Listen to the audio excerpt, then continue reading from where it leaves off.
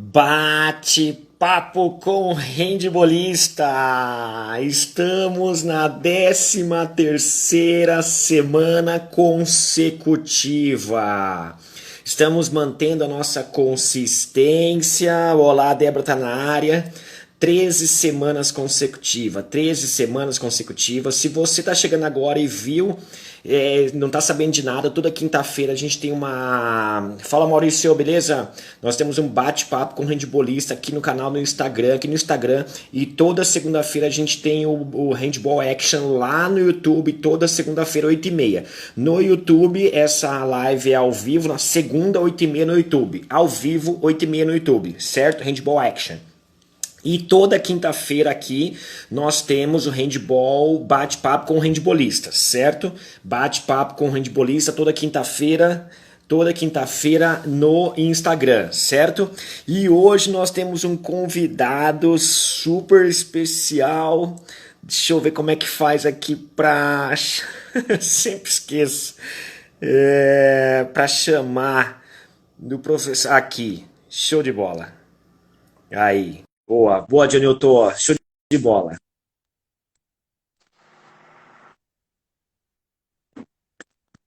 Professor Cristiano, tudo bem?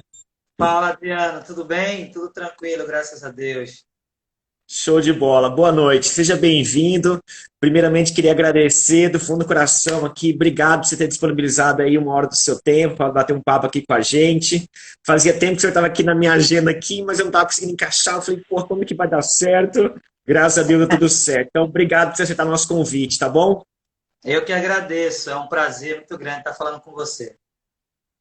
Obrigado. Professor, só para você entender aqui um pouquinho, toda quinta-feira a gente tem um bate-papo com o handbolista, né? Eu trago uma celebridade aqui do handball para a gente bater um papo, né? Super descontraído, super relaxado sobre a nossa modalidade, né? E já estamos há 13 semanas consecutivas, né? Estamos batendo a nossa marca aí, vamos chegar a 100, né? Nosso objetivo. E queria agradecer mais uma vez por você estar presente aqui conosco, tá bom? Então, toda quinta-feira a gente tem esse bate-papo aqui. Professor, tem umas perguntas aqui que eu fiz um checklist e não mandei antes, não fico mandando as perguntas para não ficar aquele negócio meio mecânico, né? A gente fica mais à vontade, tá bom? Se apresenta para o pessoal aqui que está seguindo o nosso canal, que às vezes não conhece o professor.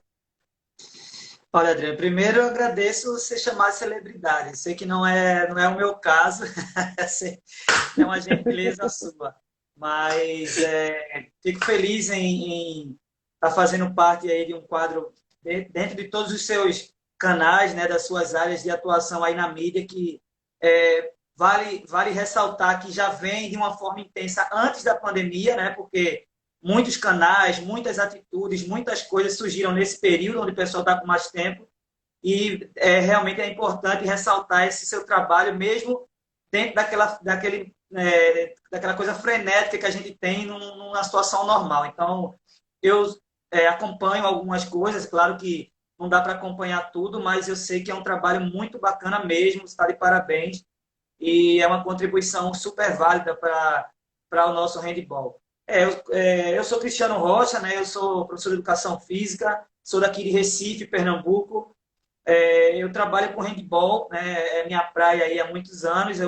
Há 20 anos atrás eu decidi, ainda muito jovem, ainda antes da universidade, ser treinador de handball. E são 20 anos aí militando na nossa modalidade. Hoje eu tenho alguns vínculos, né, empregatícios. Nós, professores de educação física, precisamos se virar nos 30, né, para conseguir ter recurso, conseguir colocar comida em casa. Então, hoje eu sou técnico do clube, técnico, né, e coordenador do handebol feminino do Clube Português aqui do Recife. Eu sou treinador, né, das equipes de handebol feminina do Colégio Anglo Líder, também no segmento escolar.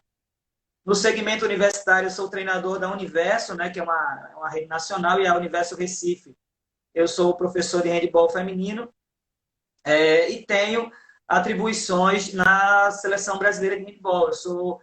Fui técnico já da seleção júnior, já de juvenil, e estou no momento designado para ser técnico da seleção brasileira juvenil e integro a comissão técnica da seleção brasileira olímpica como auxiliar técnico do professor Jorge Duena, juntamente com né, toda a equipe multidisciplinar que envolve a seleção olímpica. Então, tem que se virar, né, Adriano? Tem que fazer aí algumas coisas aí para poder conseguir né, algo para que a gente se mantenha. E isso é bem típico do profissional de educação física. E em todo o Brasil, todos os profissionais que eu conheço, é assim. Geralmente a gente tem 2, 3, 4 empregos, isso é comum mesmo, né? Mas isso também é muito gratificante, porque às vezes a gente não tem aquela monotonia, né? Ah, eu estou sempre no mesmo lugar, sempre fazendo a mesma coisa, né? Então isso é muito bacana e aí a gente acaba, né, vivenciando aí diversas áreas. Professor, deixa eu fazer uma pergunta. Quando você, já que lá no comecinho da carreira, você já almejava ter a carreira de treinador, né? Qual foi as primeiras dificuldades, assim, que você viu, assim, cara, para atingir um determinado objetivo seu lá, que fosse o primeiro objetivo ser treinador do clube português, por exemplo. Qual foi as primeiras dificuldades, assim, que você falou assim, putz, esse obstáculo eu vou ter que superar? Primeiro, tentar tempo, né, conseguir tempo para conciliar a questão profissional, porque eu comecei no caminho inverso, né? Eu comecei como treinador de um colégio particular ainda antes da faculdade, ainda na associação de bairro eu atuava, então para me habilitar eu tive que ter muita habilidade, porque eu ainda era atleta, eu estava dando esse treinamento e tinha que me habilitar. Então primeiro grande problema foi arrumar tempo para conciliar, né, essa parte do estudo com essa parte profissional que foi bem precoce na minha carreira. Segundo, a questão, já especificamente falando da nossa área, assim, foi a questão dos conhecimentos, né, da busca do conhecimento no início, para que a gente conseguisse encontrar realmente uma filosofia que fosse seguida, como a gente ao longo do tempo vem conseguindo, né, buscar uma identidade. Né? Então, eu penso que a questão do tempo para a gente no começo é algo que atrapalha um pouco, porque você precisa, né, conciliar algumas situações e para mim no início isso foi bem difícil, né? Tive que viajava como atleta, aí quando retornava tinha uma demanda grande na universidade, depois tinha uma demanda grande também na parte de treinamento, né, que a gente precisa logicamente se preparar para isso. Então, no começo foi realmente assim uma dificuldade muito grande para organizar o tempo para que colocasse cada coisa no seu devido lugar.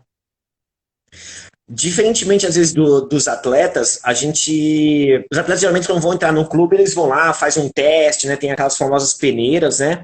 E como é que foi a entrada do professor no clube português, como treinador? Como é que foi essa questão do ingresso na instituição? Na verdade, Adriano, foi uma coisa meio por acaso, né? Porque assim, eu fui contratado pelo Clube Português no ano de 2004 e a minha inserção no Clube Português, ela teve um caráter pioneiro, porque quando eu fui contratado ainda por conta da questão de jogador, né? Eu era profissional, né? Assim, eu atuava como treinador, mas o clube, na verdade, tinha me contratado para jogar na equipe adulta masculina. Então, uma das condições que eu coloquei foi que eu aceitaria, sim, eu era do Clube Náutico Capibaribe, né, acho que um clube de futebol, acho que você deve conhecer aqui do Recife. Então, era do Clube Náutico Capibaribe e fiz um bom campeonato estadual, a gente fez um jogo bem bacana na final, que foram para 2 prorrogações, decidida no 7 metros, então chamou muita atenção e o português ele fez um convite, né, uma proposta para que eu jogasse lá no ano seguinte, e aí eu disse, ó, eu vou, mas eu só saio daqui do Náutico se eu levar meu trabalho de base. E aí eu tinha umas meninas e uns meninos que eu já tinha ido para Jogos Escolares Brasileiros. Em 2001, eu fui para Poços de Caldas com a equipe masculina. Em 2003, eu tinha ido com a equipe feminina para Brasília. Então eu falei, ó, não abro mão do meu trabalho profissional. Vou jogar, mas eu preciso levar isso. Então ele falou em português, beleza, tá combinado, a gente acertou algumas coisas assim, mas realmente o foco deles era o atleta. E graças a Deus, num pequeno espaço de tempo, a coisa foi ganhando dimensão. O clube não tinha handebol feminino com essa característica. Existiam algumas meninas que jogavam mais na questão do lazer, né, na questão do jogar por jogar, mas eu introduzi no clube português o handebol feminino competitivo. Né? Aí eu trouxe a categoria cadete, que foi no feminino a primeira geração que eu tive, da Samira, de algumas meninas que realmente tiveram ascensão a nível nacional ou até internacional. E eu fui levando essas meninas para, em 2007, ter o primeiro ano de equipe adulta feminina. Então, foi meio que por acaso, sabe, Adriano? Não foi aquela coisa assim, muito... Não estava lá aquela vaga de emprego, eu coloquei meu currículo e foi meio que aconteceu, né? Como diz a história, né? Quando tem que ser, né, cara? Acontece, é incrível. Verdade. Olha, que massa que foi realmente numa situação bem particular, né? Conseguiu ingressar como ainda treinador e depois levou o projeto junto. Cara, isso é muito legal assim, bem fora do nosso contexto, da nossa realidade aqui, né? Pelo menos do que a gente conhece aqui no nossos amigos pelo Brasil afora. Professor, você se lembra do primeiro jogo no clube português? Do primeiro jogo, não entendi. Se lembra do primeiro jogo, primeira grande decisão ali, falou assim, putz, agora é um momento que eu tenho que realmente mostrar meu trabalho. Se lembra ou não? Ah, você fala como profissional. Primeiro grande jogo. Isso. Olha, para mim tiveram jogos importantes, mas para mim, sem dúvida, é o primeiro título nacional pelo português, né? Que foi uma, uma abertura de portas muito importante, porque, como eu falei, o clube não tinha esse projeto, Adriano. Então, era difícil acreditar que o negócio era muito sério. Falou, devem ter pensado assim, deixa esse maluco aí achar que vai para algum lugar, isso não vai dar em nada mesmo, ele vai ficar aqui jogando handball com a gente na equipe adulta masculina e esse filho não vai para lugar nenhum. E aí, logo em seguida, né, 2004, a gente entrou e não disputou nenhum campeonato nacional naquela temporada. Logo no primeiro ano que disputamos as competições nacionais, nós tivemos já o título nacional cadete feminino, um campeonato muito bacana.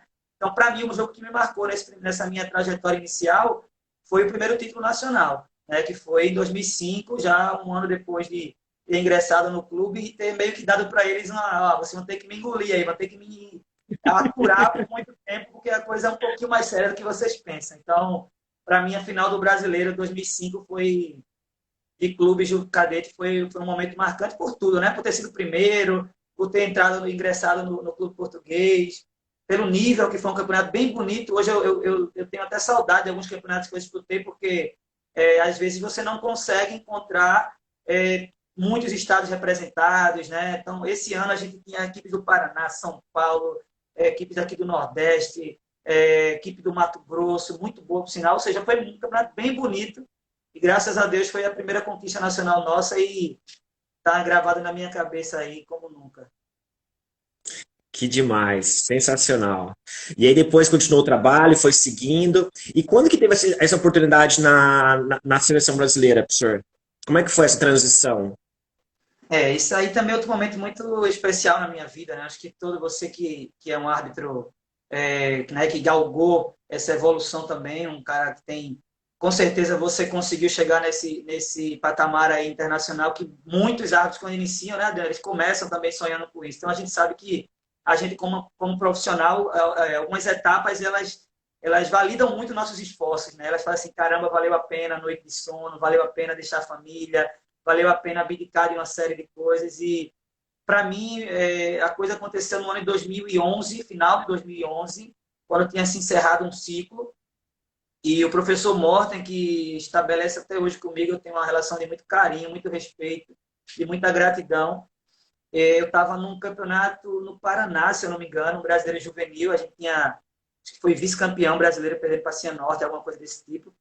E aí ele me chamou e falou, Cristiano, eu recebi a incumbência de montar novas comissões técnicas para a seleção de base e eu queria saber se você tem interesse de fazer parte da seleção brasileira júnior. Vou convidar o professor Alexandre e vocês serão uma dupla, o Alexandre Schneider, vocês dois serão uma dupla do júnior. Você topa? Eu falei, caramba, pô, amor, sem dúvida, né? É um desafio que qualquer um treinador que ama o esporte, que está, né, envolvido e apaixonado quer. Então, foi em 2011, finalzinho de 2011, que o Morten me fez esse convite e a minha primeira experiência realmente, né, dando treino, foi aí em Guaratinguetá, em São Paulo, numa fase de treinamento. E o primeiro campeonato foi em 2012, lá na República Dominicana, o Pan-Americano Júnior Feminino. Então, 2011, finalzinho de 2011, foi onde houve o convite, e 2012, onde, né, a gente teve a primeira experiência realmente dentro da seleção brasileira. Que por sinal, em 2012, na República Dominicana, nós estávamos juntos. A gente já foi esse torneio lá. Sim, sim. Já tivemos juntos em vários. Eu não vou, eu não consigo lembrar. É, eu acho que foi o primeiro ali que a gente teve junto. Se eu não me engano. Acho que sim. Eu acho que sim, porque a nível de seleção foi a minha primeira experiência, né? Talvez vocês possam ter ido para outros anteriores a esse, mas para mim, eu só tinha disputado campeonatos internacionais pelo meu clube quando eu representei o Brasil, né? Quando, por exemplo, na CPLP, que eu fui para a África, quando meu colégio era campeão brasileiro, ganhava o direito, ou quando o colégio ganhava, o clube ganhava o nacional, ia representar o Brasil nos Sul-Americanos, mas como seleção foi minha primeira oportunidade, foi em 2012. E acho que foi nosso primeiro, né, batemos de frente pela primeira vez lá. É verdade, foi muito legal a República Dominicana. Pô, Foi uma experiência muito legal. Foi nosso. Não, nós já estávamos já desde 2010 já. E era o nosso terceiro ano já. Nós tínhamos já ido para Argentina, Chile e outras competições. Na República Dominicana foi a nossa primeira vez também, mas foi muito legal. Foi uma experiência assim sensacional. Lá a gente chegava no ginásio lá, né? A criançada tirava foto, eu pedia autógrafo. Foi muito legal. Outra muito experiência legal. bacana. Professor, deixa eu fazer uma pergunta.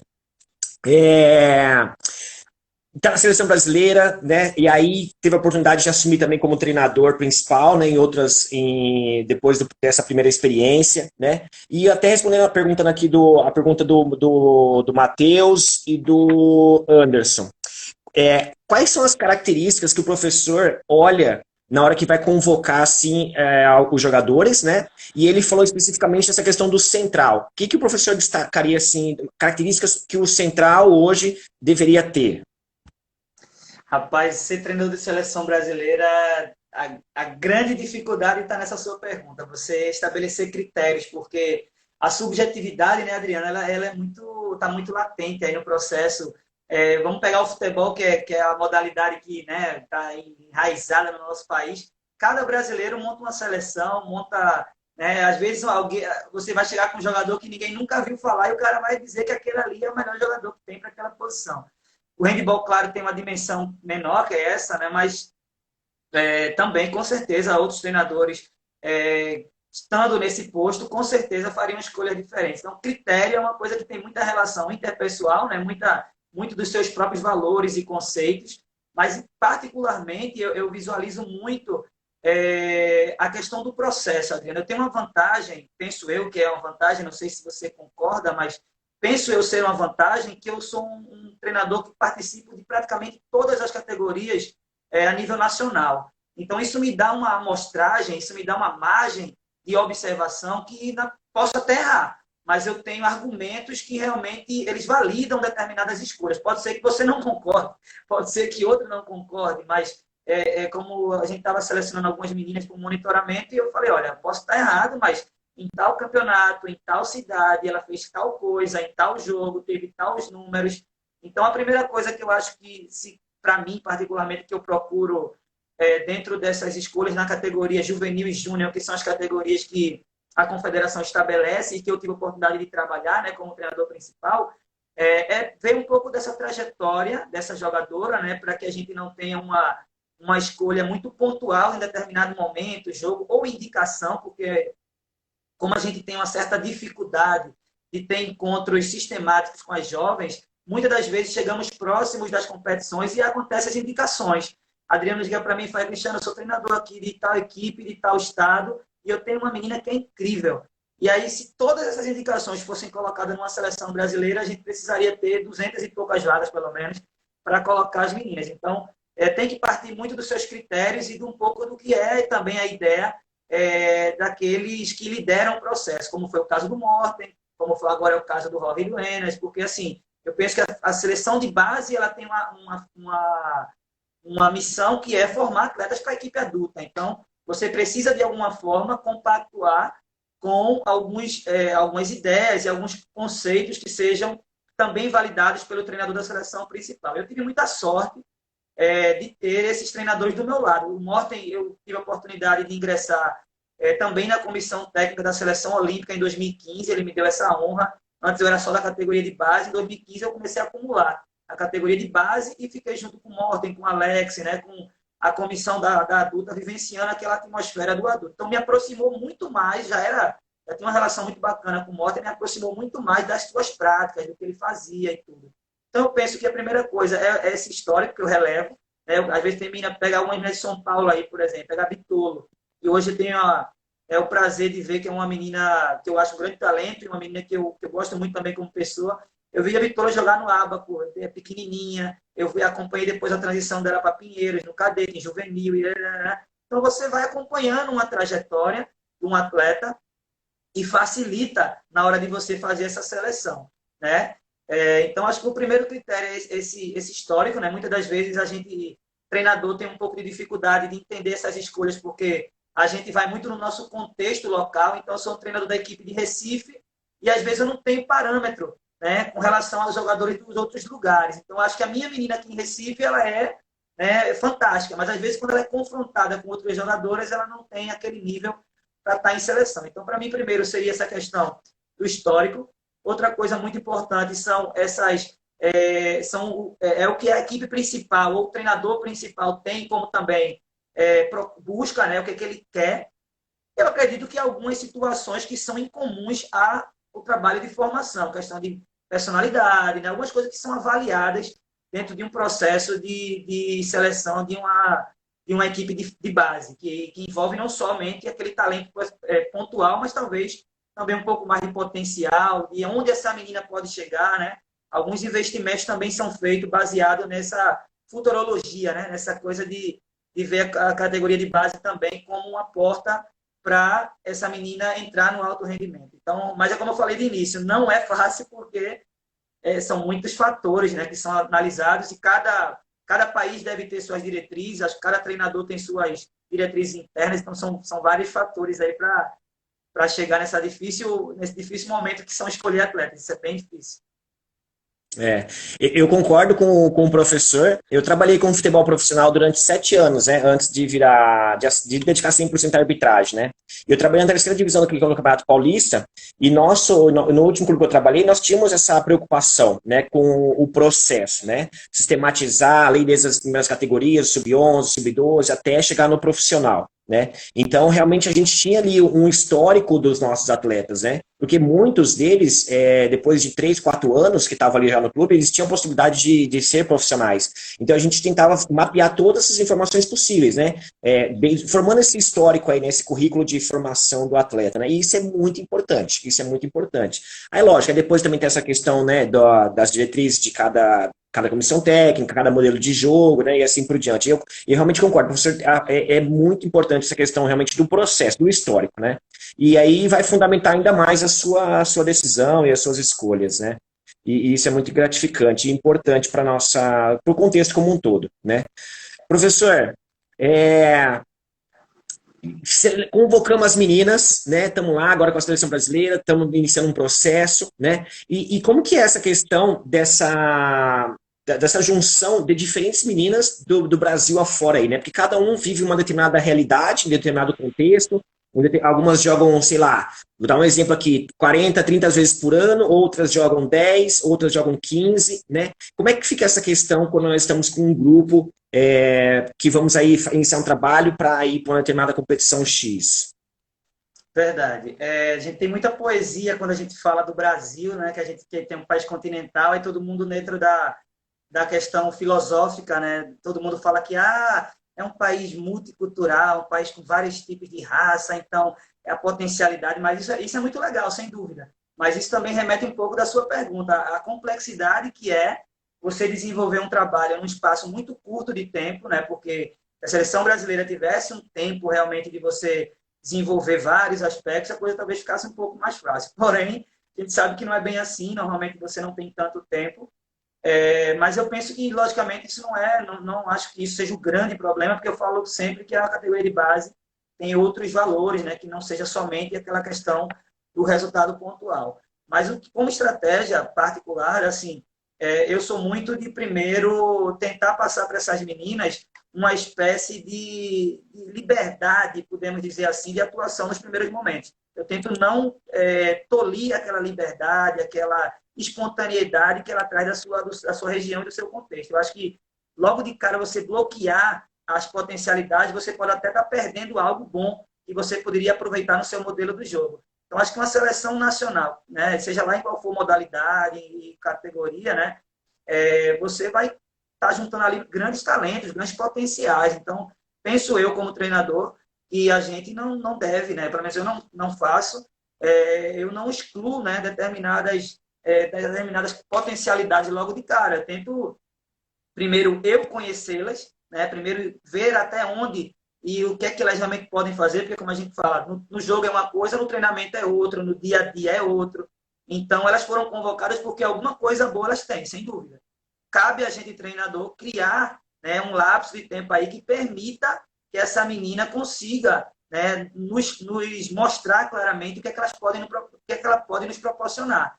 E daí você dando essa espécie de, como é que eu posso dizer, deixando ela um pouco mais confortável dentro do processo, você pode utilizar essa diversidade, né, de forma de jogo, de comportamento também, né, de grupo, a favor do próprio grupo. Então, não é logicamente simples, não é uma coisa tão...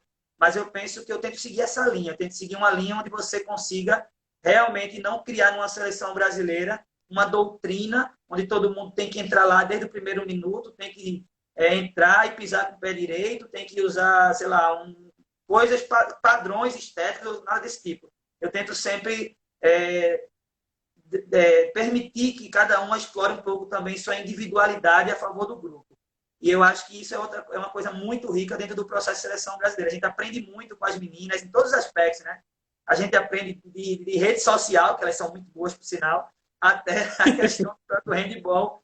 A gente aprende muito com essa diversidade, com essa coisa toda. Então, eu vejo que é por aí, né? Pelo menos eu tento fazer desse jeito.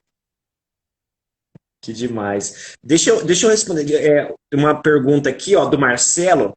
O Marcelo tá falando assim, daqui a pouco a gente volta para a seleção brasileira, o tópico de seleção, que tem mais perguntas ainda. Quais são os segredos, né, o sucesso por o clube português conseguir revelar tantos atletas, né, de nível nacional e de nível internacional, né? O que o professor tem aí, né, que o tempero do professor que consegue revelar tantos atletas a nível até internacional e a gente, tem um monte aí de atletas que realmente começaram com o professor. Quais são as principais características aí do professor, acredito que tem potencializado essa formação? Agradeço as palavras, né? Professor Marcelo, eu acho, não recorda quem fez a pergunta. Mas assim, na verdade é aquela coisa, eu penso que uma das grandes, não digo que é fórmula, né? Mas assim, uma das nossas grandes crenças, Adriano, é a gente tentar realmente pluralizar a formação, né? A gente fazer uma formação ampla, tentar fazer que a jovem que tem na live da gente, agora batendo palminha, acho que é para se promover comigo, uma menina que eu acredito ter um grande talento dessas novas safras aqui, que é a Graziele. Ela foi jogadora da seleção brasileira juvenil, né, campeã pan-americana no último ciclo. Tomara que ela continue, né, nessas próximas etapas, e que não só por seleção, mas que continue. E o que eu penso muito é o seguinte, Adriana, a gente tenta fazer uma formação dentro da nossa ideia de pluralidade, né, de fazer uma coisa que a gente ofereça para os atletas realmente bastante elementos que possibilitem ele desenvolver a sua capacidade tática, técnica individual. A gente logicamente pensa e acredita que aliando esse bom desenvolvimento individual das meninas, a gente consiga ter uma coletividade que seja de grande potencial. E pensando assim, para tentar sintetizar um pouco isso, eu acredito que essa nossa capacidade, né, de jogar com alguma flexibilidade tática. A gente é uma equipe que não é de leitura tão fácil, podemos dizer assim, não é uma equipe que está sempre executando determinados padrões. Eu acho que é uma característica, bom ou ruim, não sei, mas é uma característica. E também, principalmente na fase ofensiva e pela forma que a gente joga, e joga com muita velocidade, eu acho que a gente tem uma certa imprevisibilidade, principalmente na fase ofensiva, que realmente ela cria uma certa dificuldade de adaptação, principalmente na categoria de base, né? Porque é um jogo menos fechado, então é mais difícil de você criar um certo planejamento. Isso, logicamente, não tem nada a ver com fórmula nenhuma, falo que é só uma característica, né? Dando um pouco de ideia de que é o nosso pensamento dentro da formação da categoria de base. A gente estava numa reunião agora com a nossa comissão técnica e falando sobre o nosso modelo de trabalho e tal, e uma das coisas que norteia o nosso trabalho é o seguinte, é a seguinte pergunta, né? O que eu ensino hoje para essa menina? O quanto ela vai servir para ela no adulto, né? Então, assim, a nossa filosofia é essa. O que eu ensino para essa menina hoje, ela só está importante para esse momento ou ela vai me levar realmente a um processo de evolução para que ela realmente seja uma adulta de qualidade? Para ela, primeiro, perpetuar na modalidade, que eu acho que é um feito nosso como treinador, por tantas dificuldades que tem no nosso país, estrutural, de essas meninas encontrarem clubes no adulto para jogar, de não precisar ter que abandonar para trabalhar. Então, assim, Adriano, eu penso que uma das grandes questões é essa, né? Formar, mas não formar pensando somente naquele momento, formar pensando em todo o processo. Entendi, legal. Ó, o Danilo tá com a gente aí também, show de bola.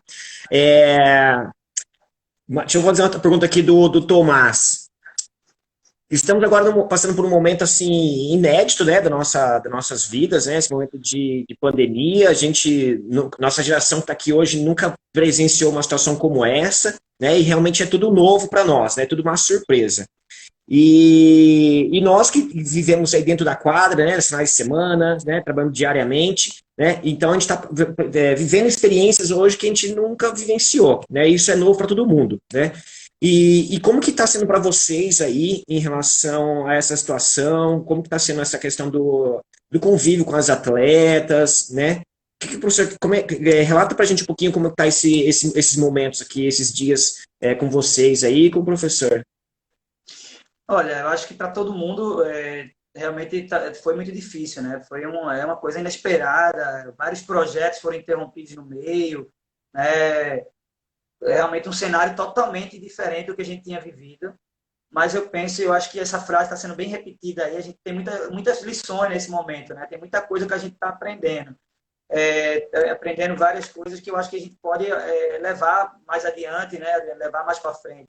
E falando especificamente do treinamento, né, desse momento, sem dúvida, era um momento que a gente não gostaria, claro, que acontecesse por tudo, mas, assim, em especial, o nosso clube ele veio de um final de ano bem positivo, né? A gente teve uma boa participação na Liga Adulta, a gente fez uns Jogos Escolares Brasileiros, um jogo...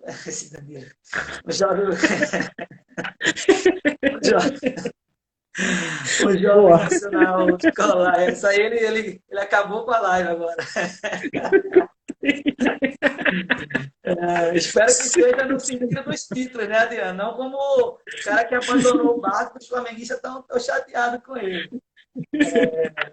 Então, assim, para mim, sem dúvida nenhuma, a gente teve um momento interrompido onde a gente ficou bastante chateado, porque a gente estava bem feliz com o nosso trabalho, nossa equipe multidisciplinar estava bem entrosada, a gente conseguiu elaborar um plano de execução muito bom para essa temporada. Tínhamos uma série de coisas que nos deixavam muito esperançosos, mas felizmente aconteceu. E aí eu penso que também podemos tirar como lições algumas coisas, né? Essa questão remota que a gente está trabalhando agora de uma forma muito mais intensa, eu penso que até no retorno isso não pode mais estar fora das nossas dinâmicas de trabalho, né? Com a nossa própria equipe, inclusive.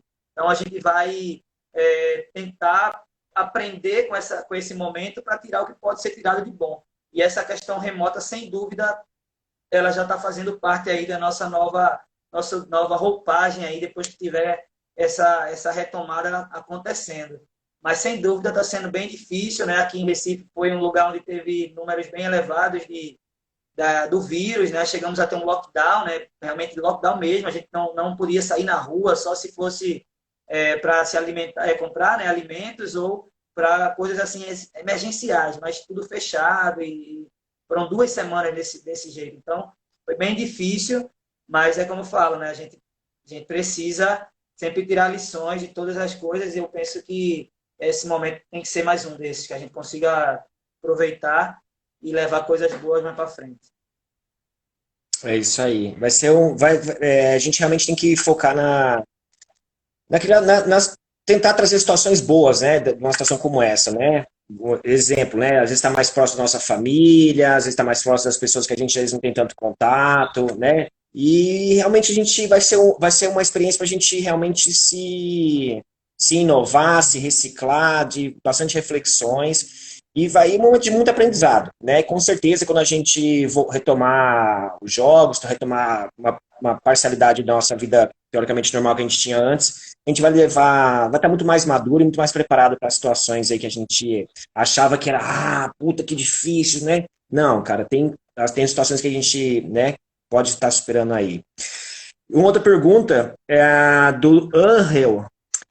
Ano passado, tivemos aí, né, a participação, né, nas finais da Liga Nacional, né, e foi ali jogos duríssimos, jogos muito bons, né, e eu queria que o professor contasse como é que foi essa fase final da Liga Nacional no passado, né, no feminino, né, o que o professor achou, o que o professor, se fosse esse ano, o que o professor faria de diferente em relação ao ano passado?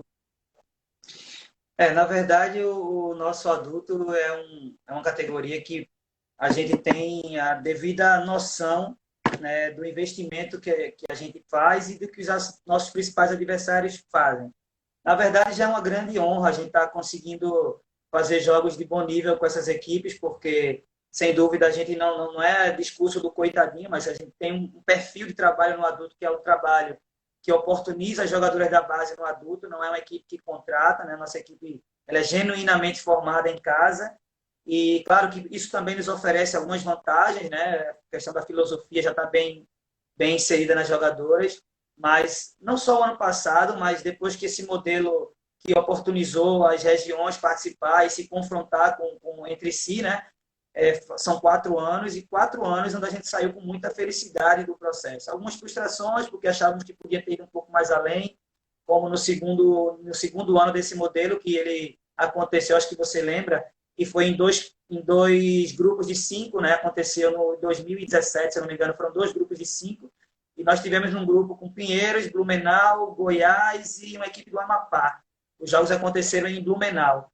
E aí, Adriano, a gente teve uma derrota de 1 gol para Blumenau, vencemos bem Amapá e a equipe de Goiás, e vencíamos o Pinheiros, faltando 6 segundos, por 29 ou por 20-19, e tomamos um gol de aérea no último lance do jogo. Se a gente não toma aquele gol, já em 2017 nós teríamos ido para o Final Four.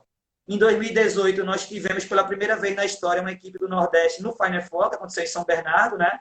Esse ano agora, com um modelo diferente, tivemos a primeira vez em 2019 a equipe do Piauí no masculino, mas em 2018, pela primeira vez, uma equipe de qualquer, independente do gênero, a nossa equipe feminina teve em São Bernardo. Fizemos bons jogos contra a Concórdia, que foi o campeão, 2 jogos de 3 gols, jogos bem equilibrados também.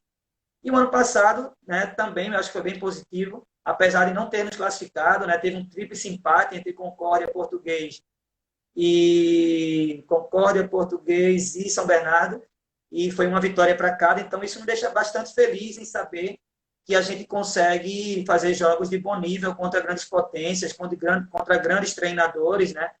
E isso motiva muito o nosso grupo, Adriano, para trabalhar cada vez mais forte, deixa as meninas mais seguras, que estão, né, que têm condições de trabalhar. E eu acho que isso é muito legal para o handebol brasileiro, né? Pensando na democratização do handebol no país. Quanto mais a gente ter outros centros conseguindo jogar, conseguindo ter bons jogos, revelando o atleta, assim, não só como um atleta, mas árbitros, treinadores, tudo que envolve o nosso esporte. Quanto mais a gente conseguir um aumento de regiões que consigam se destacar, eu acho que é positivo. Graças a Deus, nesse período de live aí que a gente teve nessa pandemia, que não foram poucas, eu tive muita felicidade em ver alguns depoimentos, né, de amigos daí do Sudeste, do Sul, de outros centros, sempre fazendo boas referências às nossas participações, colocando o nosso projeto como um bom exemplo. Isso dá muita felicidade, né, porque realmente, volto a dizer que você sabe muito bem do que eu estou falando por sua trajetória aí. Então, a gente luta bastante, a gente, né, batalha, às vezes dá uma cansada, faz, será que esse danado desse negócio vale a pena? Mas é gostoso quando a gente vê que nosso trabalho, nosso empenho, ele de alguma forma deixa alguma, né, alguma sementinha, ele cria alguma coisa. Então, para mim é um grande orgulho poder, de alguma forma, levar a bandeira da minha região sem aquele bairrismo excessivo, que eu acho que isso às vezes atrapalha o nosso país. Ah, sou daqui, sou dali, mas a gente sabe que a nossa modalidade ela tem uma predominância no sul e sudeste, é natural isso, né? Porque realmente há mais tempo os clubes estão mais estruturados lá. Então, vamos seguindo aí em frente, né? E tentar manter esses bons resultados na Liga Nacional para tentar, cada vez mais, quem sabe, ser essa possibilidade da nossa região aí de participar. Prof, deixa eu fazer uma outra pergunta. Ano passado, ano 2018, né, teve o Mundial na Hungria, né? E queria que o professor falasse um pouquinho como é que foi a participação no Mundial na Hungria, como é que foi o grupo, né? Como é que foi esse processo aí. Bastante meninas daquele grupo já estavam no processo das categorias anteriores, né? Então, isso eu acredito que foi um puta de um diferencial, né? Que estar realmente dando sequência nesse projeto, eu adoro essa questão e incentivo bastante aqui. E queria que o professor falasse como é que foi esse processo até o Mundial.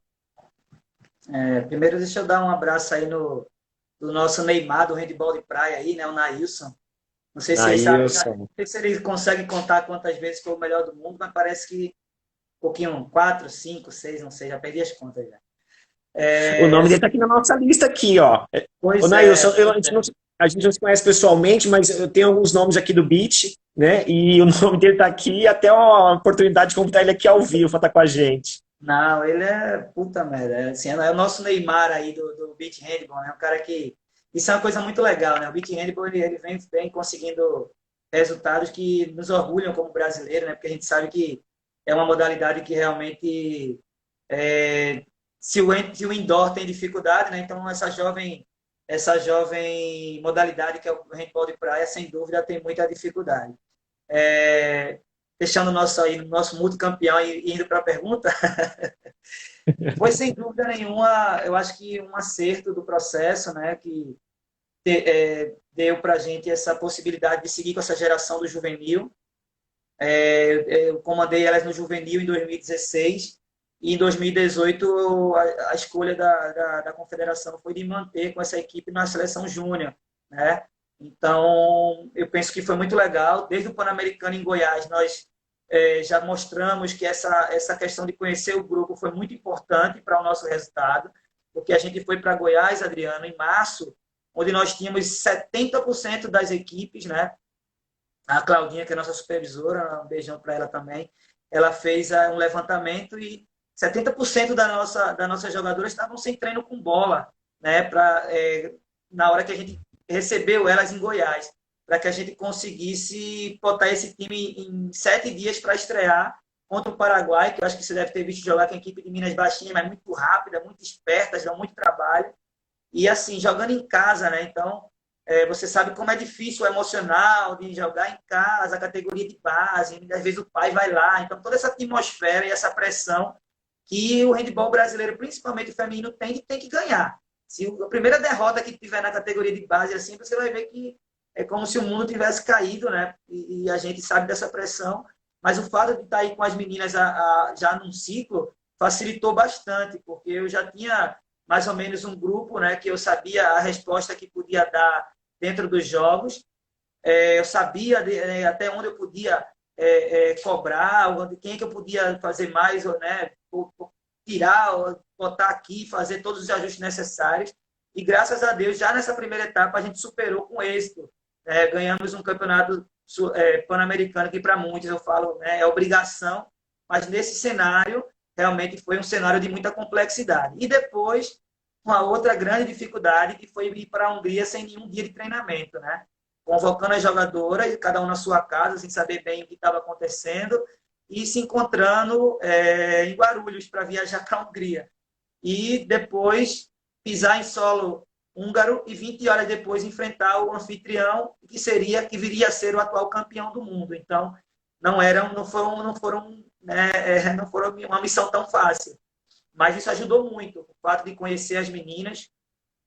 Outro episódio, foi um outro momento da minha vida profissional que eu recebi bastante felicitações, porque muitas das pessoas avaliaram de forma muito positiva a nossa participação para uma seleção que não teve nenhum treinamento em quadra, nenhum encontro antes da Hungria, que teve toda essa diversidade de fuso horário, de jogar com pouquíssimo tempo do momento que a gente chegou no campeonato. Então, tivemos vitórias importantes contra equipes europeias, ou seja, foi realmente bem avaliado. Eu também fiquei muito orgulhoso, muito feliz como treinador daquela equipe.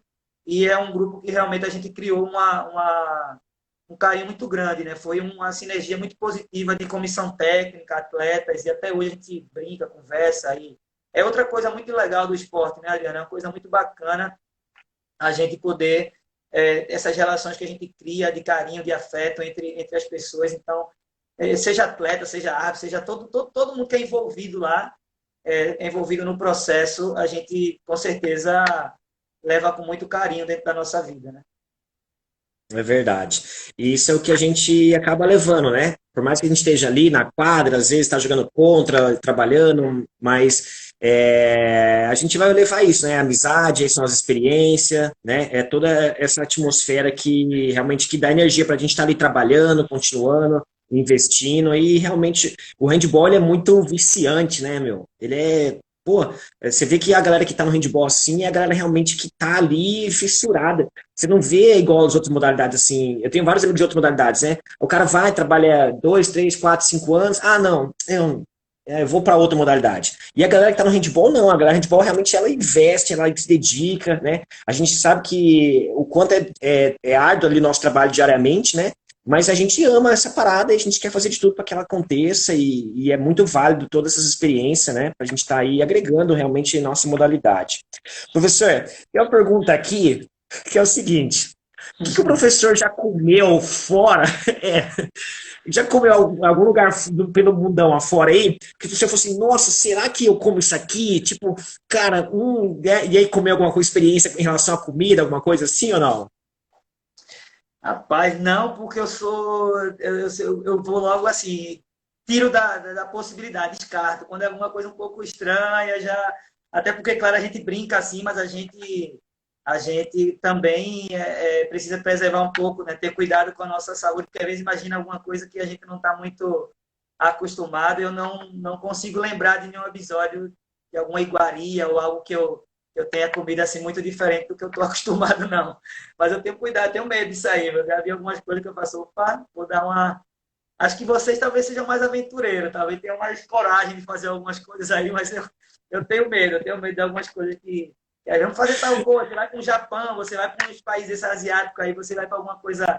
Eu tive na África em 2010, o pessoal, tem tal, tem isso, tem aquilo. Eu falei, nossa senhora, às vezes você tem vontade, né, de conhecer a cultura, mas eu tenho um pouco de receio ainda dessa questão.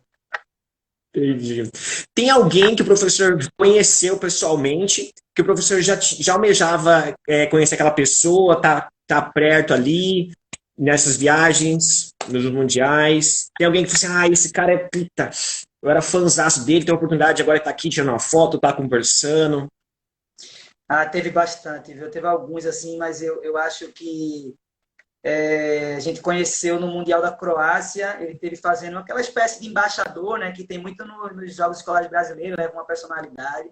Foi conhecer o Ivano Balit, a gente teve a oportunidade dele estar falando com as meninas, mas quem ficava mais babando era a gente que tá meio que da geração. Eu jogava também de armador central, então, nossa senhora, foi aquela. Eu me segurando, porque eu não sou muito de foto, essas coisas, mas dessa vez aí foi difícil, viu? Porque realmente é um cara que. E outros caras brasileiros também, acredita? Não só internacional, o Léo Bertolini, do Paraná, nosso central Ah, aí, é. muitos anos. Eu, como atleta, ele era o meu grande espelho, que eu também, né, como armador central.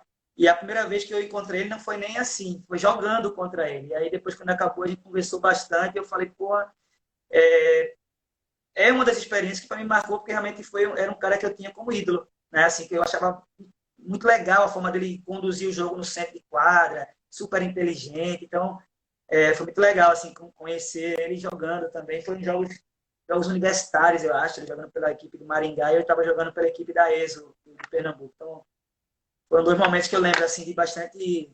É bem legal ter conhecido pessoas, né? Mas conhece muita gente legal, a gente conhece muita gente que a gente vai, poxa, ver assim, né? Você vê as meninas, por exemplo, as norueguesas. Tem uma vez que eu fui para um Quatro Nações na Noruega, na preparação para o Rio, acho que foi em março de 2016, caramba.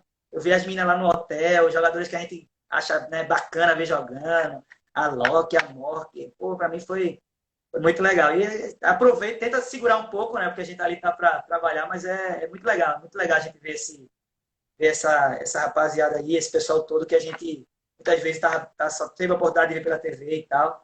Eu sou bem grato a Deus pelas oportunidades que eu tive e isso é muito rico, né? A gente poder estar nesse ambiente de uns Jogos Olímpicos, de um Mundial. Para quem é esportista, que corre na nossa veia, esse sangue esportista, é só agradecer a Deus por essa oportunidade. Realmente, nós somos muito privilegiados aí, né, por ter conquistado grandes resultados na nossa carreira, né? Fruto realmente também do nosso esforço, nossa dedicação, nosso comprometimento, né, nosso empenho aí, né? Às vezes, muitos finais de semana, né, longe da família, longe de casa, né, para a gente estar realmente investindo realmente no nosso sonho, né? Professor, ó, vou aproveitar que tem uma pergunta do professor Felipe aqui de São Paulo, né? Ele falou assim, tem alguma uma vitória assim que o seu professor, pô, essa vitória foi assim. Ele também colocou uma derrota, mas vamos focar na vitória primeiro. Eu vou falar que eu não lembro da derrota, é melhor, né? É, Não, tiveram, eu sou muito, assim, graças a Deus, tivemos alguns momentos que você vê que conseguimos, né, como equipe, feitos muito bacanas. Alguns momentos eu me orgulho, são vários que eu me orgulho muito dos resultados a nível de clube, a nível de escola, né? Eu, graças a Deus, tenho uma frequência de jogos por temporada muito grande, porque eu trabalho em vários segmentos, universitário, clube, escola, essa coisa da seleção, então isso me dá um número bem bacana de jogos aí. É, mas, assim, tem algumas vitórias internas, assim, que para mim marcam muito, porque eu respeito muito alguns profissionais, alguns grupos de trabalho. Hoje a gente tem uma relação muito bacana com alguns treinadores do Pinheiros, né? E a gente vem nos últimos anos estabelecendo um número muito grande de finais em várias categorias nacionais. No ano passado, mais uma vez, fizemos uma final no Nacional Cadete, Juvenil. Perdi as contas, Adriano, de quantas finais foram Português e Pinheiros. Então, isso para mim na verdade, mais uma forma de nos aproximar, porque nossos adversários eles são tão importantes quanto a nossa própria equipe, né?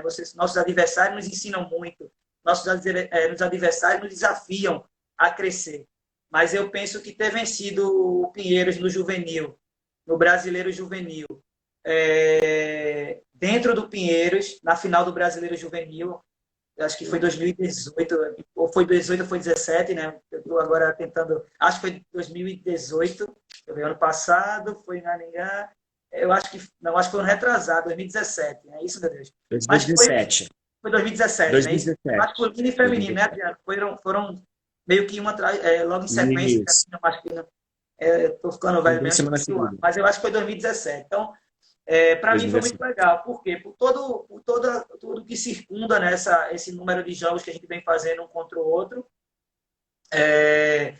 E por ter sido dentro do Pinheiros, ter sido contra um jogo que não tinha nenhuma equipe tão favorita, todas as duas equipes chegavam num nível de um equilíbrio grande de condições. Eu acho que foi um jogo que foi muito legal. Tiveram outros que a gente também ficou feliz, mas esse eu posso dizer que foi um dos que me deixou mais feliz nos últimos anos aí. Também eu posso lembrar também desse primeiro jogo, essa primeira conquista nacional de 2005, porque é aquela coisa, o primeiro é muito especial para tudo, né? Então, também era tudo muito novo para mim e 2005 também me marcou muito essa vitória por todo o contexto. E, né, todas as vitórias têm que ser colocadas para né, nosso coração aí como uma coisa positiva, mas algumas nos marcam realmente. É isso aí. Ó, o Danilo até citou uma aqui, ó, contra a Espanha no Mundial em 2016. Sim, foi um jogo bem legal também. Acho que o handebol brasileiro tem muito respeito à Espanha, né? Por todos os professores que já vieram, por toda a colaboração que a gente dá. E foi um jogo que a gente fez realmente no Mundial Juvenil. Tive a oportunidade de estar com o Danilo lá, um grande amigo meu. A gente realmente tem uma relação de respeito muito grande. Uma pessoa que muito inteligente e com certeza colabora e vai colaborar muito ainda com a nossa modalidade. Foi um jogo bem legal, realmente, uma vitória bacana dessa mesma geração que deu continuidade aí no Júnior, na categoria Júnior. E também foi muito legal, assim como a vitória agora também contra a Suécia, no último jogo do Campeonato Mundial Júnior, também acho que tivemos algumas situações que, mesmo não sendo um jogo de buscar a medalha, mas foi um jogo que realmente deixou a gente bem feliz também. Legal. Ó, o Danilão já tá aqui na minha agenda também, já, eu só não avisei ele. É muito legal que a galera entra aqui na live, e aí eu olho aqui na minha lista, né, de cronograma, e aí eu vejo que a galera que tá tudo aqui, eu falei, cara, mas ele tá aqui na minha lista, eu não avisei ele ainda, né? Ó, o Danilo já pode se preparar aí, a gente vai fazer o convite para ele, eu só não sei a data aqui, deixa eu... Ah, depois eu Adriano, vejo aqui com calma.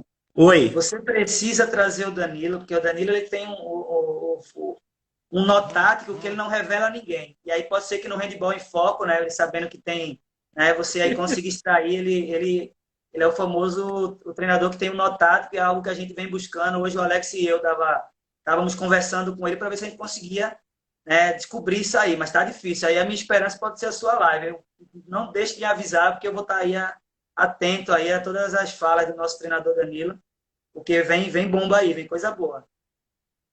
Ele tá marcado aqui já, eu vou dar um nome a ele aqui. Eu que vou pegar ele aqui na live. E o Júnior também, nosso presidente aí de Goiás, eu mandou um abração aqui, show de bola, também tá aqui na nossa lista de convidados, celebridade. Professor Felipe, grande abraço, Felipe. Ó, tem um canal muito legal no YouTube lá do Felipe, professor Felipe, assiste lá, galera, bastante conteúdo muito massa, tá bom? Professor, estamos indo para a reta final, nós temos 5 minutinhos agora, né?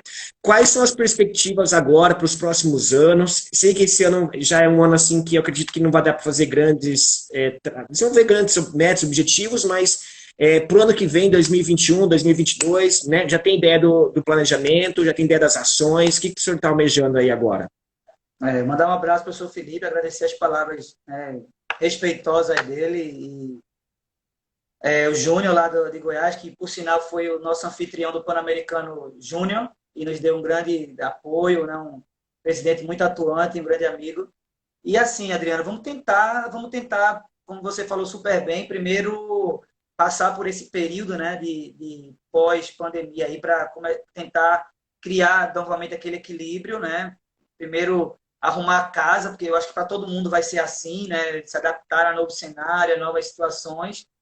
E assim, não tem um objetivo muito novo. A ideia realmente é a gente conseguir manter esse nosso trabalho com todas as categorias. É um trabalho realmente que tenha essa capacidade de formar novos atletas e ter uma equipe competitiva no adulto. Então, se a gente conseguir manter esse nosso trabalho, eu acho que a continuidade vai gerar frutos e vai gerar coisa boa. Então, essa é a nossa ideia da sequência, obviamente aprendendo cada vez mais com o passar do tempo aí, com essas nossas experiências vividas. Legal, é isso aí. Professor, temos mais 2 minutinhos. Deixa uma mensagem aí para a galera que está começando a jogar handball agora, que está ingressando, né? Temos bastante atletas aqui no nossa rede social aqui, né? Bastante atletas jovens, né? Queria que você deixasse uma mensagem para eles, né? Algumas considerações aí para esse povo, para essa galera que está vindo aí, que tá se dedicando bastante, viu? Pelo menos aqui nesse momento que nós estamos vivendo, a gente tem recebido bastante e-mail, bastante interação com essa galera, e eu queria que você deixasse uma mensagem aí para eles. Adriano, primeiro eu quero agradecer de novo o seu convite, mais uma vez parabenizar a sua dedicação aí, a sua demanda de tempo em prol do handball. Eu tenho professores que fazem parte da minha comissão técnica que em diversas vezes, poxa, que material legal, o Handball em Foco mandou, então troca ideia com você está sempre disponível, né? Agradecer sua participação, você colabora sempre que eu preciso, me tirando dúvidas aí, você que é expert na arbitragem, então não vou dar tiro errado, eu vou e quem sabe, né? Então, assim, agradeço pra caramba a parceria sua sempre que preciso e para todo mundo que a gente tenha fé, né, nesse momento aí, que eu acho que o mais importante hoje é a gente passar, entre aspas, ileso, né? Todo mundo com saúde. Desejo para todos vocês que estão nos escutando agora, seus familiares, para que a gente mantenha viva essa nossa paixão pelo handball, porque o handball realmente é uma atividade apaixonante que pode proporcionar, né, coisas positivas. Então, eu acho que é por aí, é realmente manter esse envolvimento com a modalidade, porque tem potencialidades, né, que ela nos oferece como forma, né, um grande ciclo de amizades, que eu acho que é uma das grandes coisas que o handball nos traz. Muito obrigado, meu amigo, pela oportunidade e foi um grande prazer conversar com você. Obrigado, professor. Estou muito feliz. Tem 1 minutinho aí. Eu estou acompanhando aqui no computador que eu anotei todas as perguntas aqui. Queria agradecer realmente do fundo do coração, né, de estar disponibilizado o seu tempo, estar aqui com a gente. A gente sabe que mesmo estando numa situação como essa, a gente tem trabalhado assim, né, intensamente em casa aí e às vezes a gente dedicar um tempinho, isso é gratificante demais, porque um dos bens mais preciosos que a gente tem na nossa vida realmente é o tempo. Né? Então, quando a gente disponibiliza o tempo para estar conversando com a pessoa, isso é um momento assim de muita gratidão. Eu queria realmente agradecer do fundo do meu coração, dizer que eu sou muito fã do trabalho do professor, já venho acompanhando o professor já há alguns anos, né? Tivemos algumas viagens juntas aí, né? E dizer que gratidão por você ter aceitado aqui e estar batendo esse papo com a gente, tá bom? Queria agradecer do fundo do coração, desejar aí sucesso, né? Muita saúde, muita paz, muita sabedoria, porque o senhor tem grandes frutos ainda para colher pela frente e a gente vai seguir nessa caminhada aí, tá bom? Faltam 20 segundos, professor. Valeu, Adriano. Abraço a todo mundo que acompanhou e um grande abraço para você. Saúde para você e sua família. Um abraço. Valeu, galera. Obrigado, tá? Obrigado, professor. Semana Tamo que junto. vem, bate-papo handibolista toda quinta-feira. Valeu, galera. Professor, grande abraço. Se cuida aí, boa semana. Obrigado. Show. Valeu.